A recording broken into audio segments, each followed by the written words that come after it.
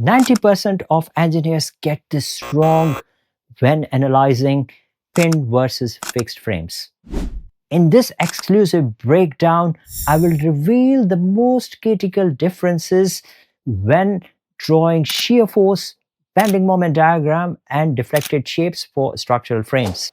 Watch as I solve two identical looking structural frames, one pinned and other fixed, and show you how their behavior is completely different. Hey friends, if you're new here, I am Dr. Jawed Qureshi, a senior lecturer in structural engineering and design at University of East London. On this channel, we explore structural engineering. In these two examples, I will solve these two frames. One of the frame has got pins at the ends and the other one has got fixed joints at the ends. And the support conditions are a little different as well, but you will see how we will draw its bending moment diagram. In addition, I will draw shear force and bending moment diagram as well and find out reactions to complete the loop.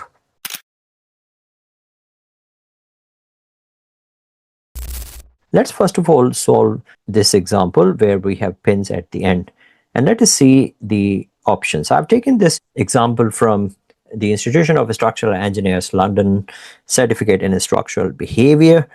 They have a couple of mistakes over there and I have corrected it, so I will show you the right options. First of all, let us assess option A. For solving the question, I will be applying these three golden rules. The first rule is rigid joints will remain at 90 degree. For example, there is a rigid joint over here. When you are applying load at the tip, the 90 degree angle, which is here, it does not change at all. It will remain 90 if the joint is rigid. The second rule is that fixed support will have zero rotation. This is a fixed support. Theta over here is going to be 0. So slope or rotation at a fixed support will always be 0. Thirdly, internal pin does not take any moment at all. So here we have internal pin. Moment is always going to be 0 at internal pin.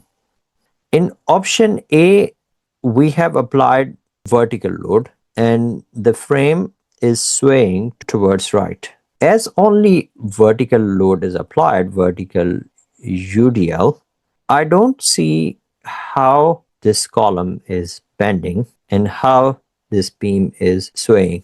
So this option is incorrect. And then I will move to option B. In option B, the left beam is not bending and the right beam is bending towards left, and I don't see why this beam is bending. And then I will move to option C. In option C, this joint shows that it's got double curvature in the column and bending is as if we have a simply supported structure. So I don't think that this option is right as well, so this is incorrect. Option D is incorrect as well because the beam is swaying towards left, so this option is incorrect. This option can be correct if we just have bending in the beam and if there is no sway in the column. So the corrected option, so all options can't be wrong, so there should be one option which is correct. So option B is the correct one, but I will show you the corrected shapes. Option A is wrong, option C is wrong because sway is happening, and here sway is happening in columns, which is not possible, and here sway is happening as well.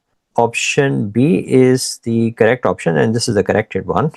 I don't see a reason for this column bending, so it will just behave like a simply supported beam. I can pretty much isolate this structure. I will remove this, and then it can be isolated like this, like a simply supported beam with uniformly distributed load. So option B is the correct option. Let us draw its bending moment and shear force diagram. First, deflected shape.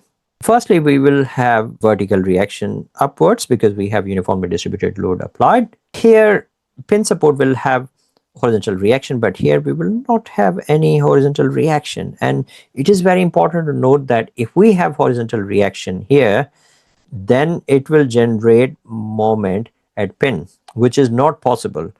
Internal pin will not have any moment at all. So that's why we cannot have this horizontal reaction. So horizontal reaction is not happening. And as a result, here we cannot have, at fixed support, we cannot have horizontal reaction either. And also we cannot have a moment, because if I have moment over here, then I will have moment at the pin, because that reaction moment has to be transferred somewhere. And this is the reason that the moment reaction is 0, and both horizontal reactions, left and right, both of them are 0. Note this point, write it down, and remember that. And that was the reason that we didn't have any sway in this frame as well, because we just have vertical loads which are being applied here. So these are the sign conventions which I will be using. Anti-clockwise shear forces are positive. Tension, it means that arrows pointing away from the element will be positive, and clockwise moments from left are positive, from right anti-clockwise moments are positive. And for bending moment diagram, sagging moments are drawn inside the frame, and hogging moments or negative moments or anti-clockwise moments are drawn outside the frame. Reverse is the case for shear force diagram, when we will draw the negative forces inside and positive forces outside. Remember that anti-clockwise shear forces are positive. Anti-clockwise shear force is like this. It will generate anti-clockwise moment, and it has to be drawn outside the frame. Now, moment diagram, it simply represents a simply supported beam with a uniformly distributed load. So moment diagram will be a curved one, and there won't be any moment in columns because they are not bending at all. Now, how about shear force diagram? The shear force diagram will be pretty much similar to what we draw normally in case of a simply supported beam. Because we have UDL over here, we will draw the negative forces inside and positive outside. So between this portion, it will go up like this, and then again it will go down like this. So this is the shear force diagram. So the correct option is option B.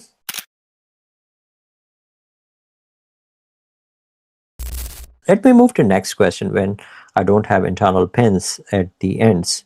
And we have to draw its deflected shape. And also I will draw bending moment and shear force diagram. Let's move to the first one. In first option, option A, the frame is moving inwards. And I don't see the reason for moving it inwards. So that's the reason this option is incorrect.